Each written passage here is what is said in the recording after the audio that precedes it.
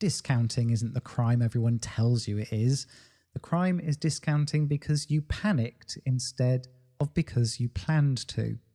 Today, 5 times a discount is a perfectly good idea, and 5 times maybe not. Plus what to say when someone asks you to knock a bit off. All on Build Your Salon.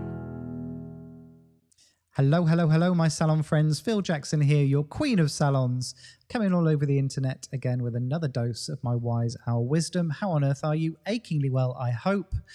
And with 27 years in this industry, I've made just about every discounting mistake there is to make so that you don't have to. There's a lot of noise out there telling you, a lot of business coaches as well, actually, telling you that discounting is always wrong and you should never drop your prices ever. End of story. And there's just as much noise, probably in your head, telling you to slash everything to fill your column.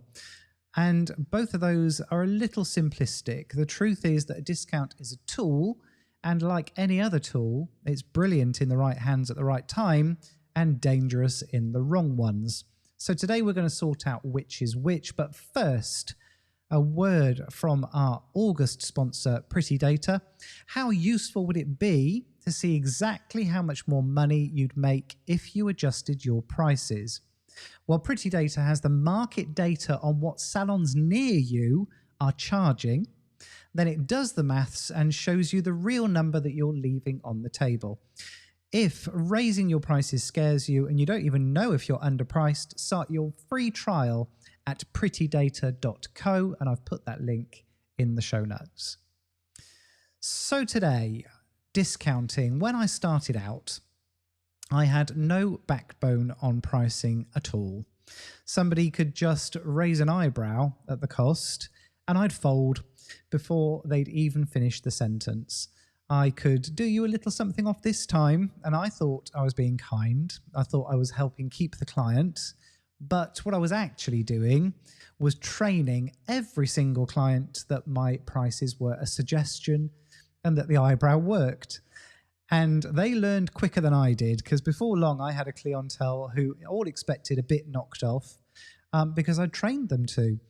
Worse than that, I had lots of people paying different prices, and that became a bit of an embarrassment, to be honest, because somebody would recommend a friend and then the friend didn't get the discount, and it all just got very, very messy. So there's a thing that we need to understand before we go any further. Clients don't just take the discount you give them today, they remember it and they expect it tomorrow because you're anchoring your prices at a new point. Every discount you hand out is a lesson that you're teaching them about what your work is worth. So we've got to make sure we're teaching them the right lessons. But there are times that a discount is actually fine. And the first is to fill genuinely dead time. So if your Tuesday mornings are a graveyard, not as a one-off, as a consistent pattern, and you're trying to get people to move into Tuesday mornings, then we could look at something like an off-peak rate to fill them. That's sound business, because an empty chair earns you nothing at all. The key to it is that this is structured and named a proper off-peak price, not you randomly caving on a Sunday evening because you've just looked at Tuesday and it's crickets.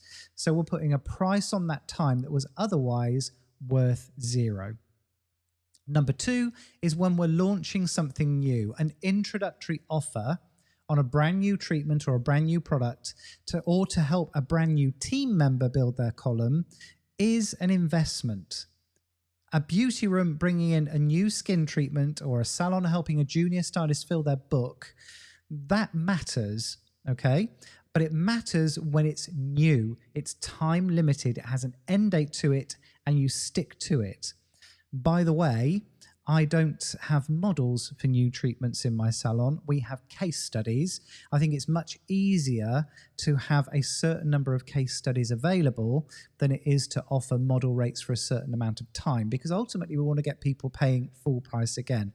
Also with case studies, I think people expect you to know what you're doing a little bit. They expect a bit less of a discount.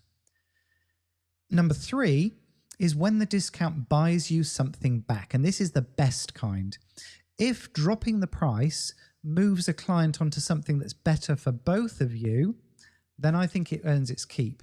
So I'm talking about, let's say, a membership where they commit to coming every month, or a course of treatments paid for upfront, which means that we're getting a slightly different pattern of spend, but a different pattern of cash flow. A package that locks people into 3 appointments instead of 1. You're giving something on the price, but you're getting something back in terms of commitment, in terms of predictability, and in terms of cash flow. That's not a giveaway anymore. That's a trade. 4 is to clear stock. Retail that's about to go out of date, a product line that you're discontinuing, it's better to sell it at a discount than it is for it to sit there on the shelf and get dusted again and again and again. We did this every Christmas. If we had Christmas packs in and there were any left, Boxing Day, they went on sale. I wanted them gone. I was not going to be breaking packs down or dusting those products when it came to March.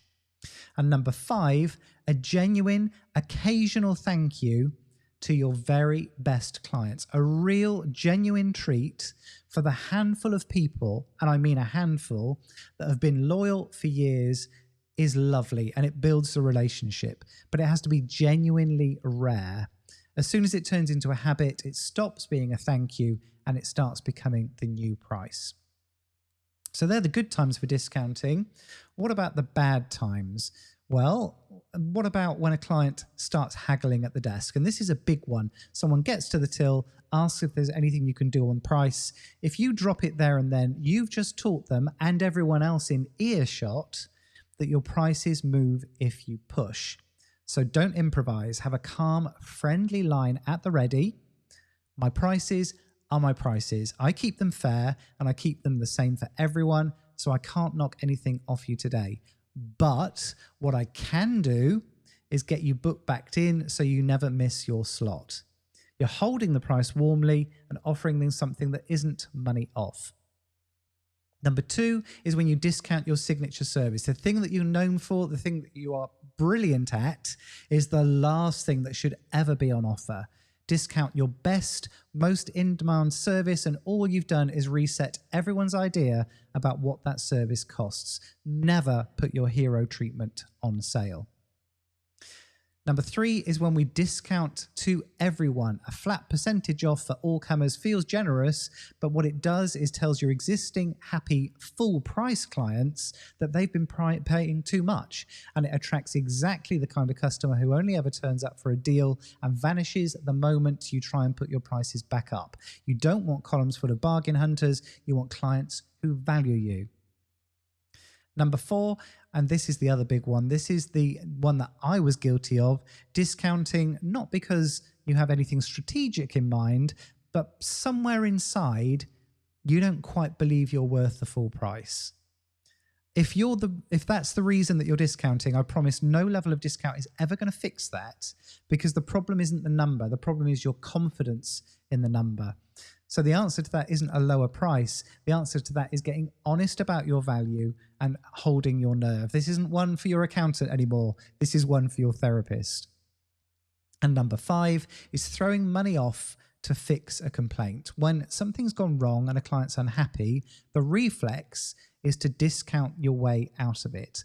That isn't a great temptation. Try and resist it. What an upset client actually wants to feel is heard and have something put right. Fix it properly, redo the work, sort the issue, show the client this won't happen again for them or anybody else, instead of reaching straight for the discount. And I never discount for a client that I think is lost. Sometimes we might offer somebody a refund as a gesture of goodwill. In very extreme cases, that goodwill is gone if you've already lost the client. So they are not going to get anything, I'm afraid. If you start reaching for discounts, you're teaching people that complaining is how you get something cheaper.